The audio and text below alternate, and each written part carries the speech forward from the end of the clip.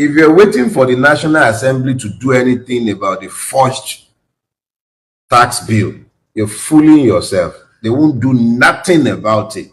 Nothing will come out of the National Assembly. And this is the part where you have to decide whether you are one of those who got paid when Nigeria was sold. Because I'm not talking about the compromise of national security.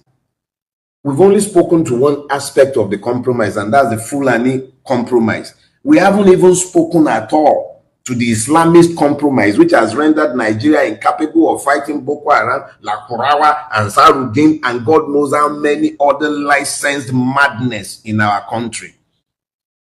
We haven't even touched on those ones, and I'm still coming back to those ones because they are even more deadly than the first. So let's face this.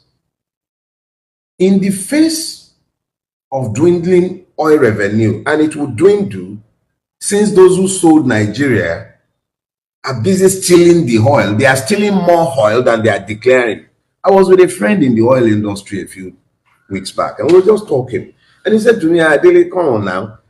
I have an app on my phone that will show me the location of every oil tanker in the world.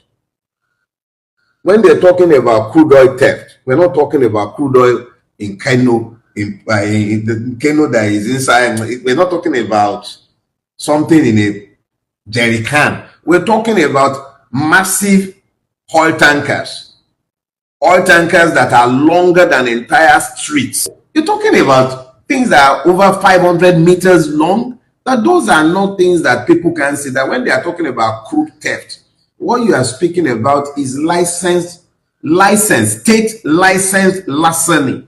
State in the sense that the DSS is compromised in that theft. The Navy is compromised in that theft. Every national security organization is compromised in that theft because they all know what is going on. They can see it. That I should not even talk about crude theft. And this is the reality of Nigeria. But now, after they have stolen the oil wealth to the point where it is no longer enough to do anything for the people, after they are done stealing what they will steal from what was remaining of what was stolen, because if you are producing 100 and you are declaring only 30 to 35 and you are stealing 60 to 65 up the top, not even declared or ever kept in the common purse to be stolen, a cabal sat at the top already steals that off the top. So the remaining is not enough for them to steal and still do anything impactful in governance. And since they will not bring the natural resources of the country outside of oil, they wouldn't bring the gold into the pot to be shared.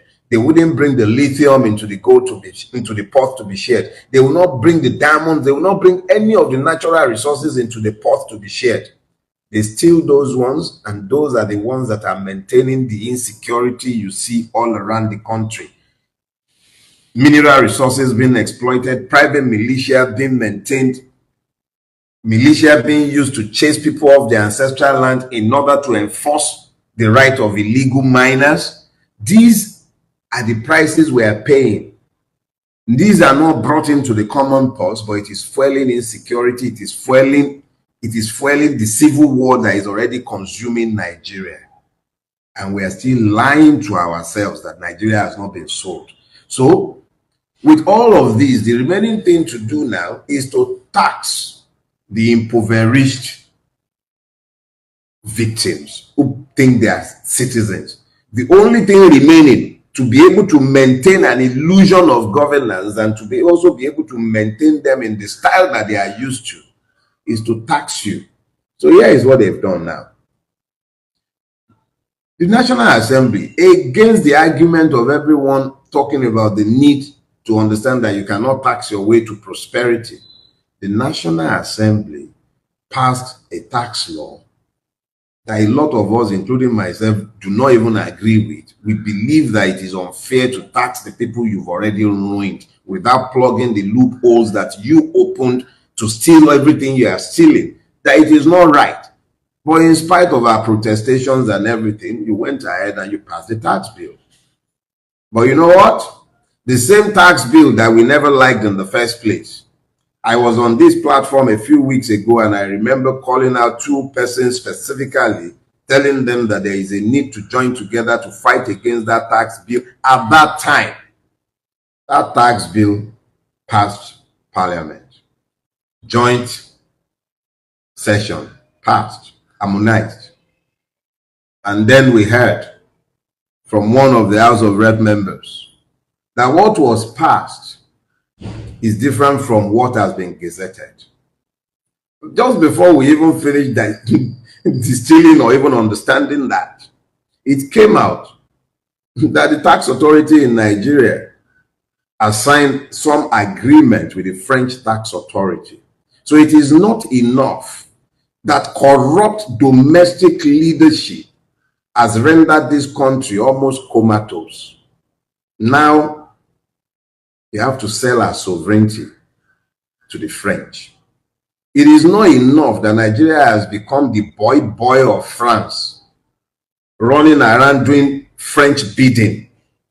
It is not enough. Now our economic sovereignty must be handed to France. Niger ran away from France. Burkina Faso ran away from France.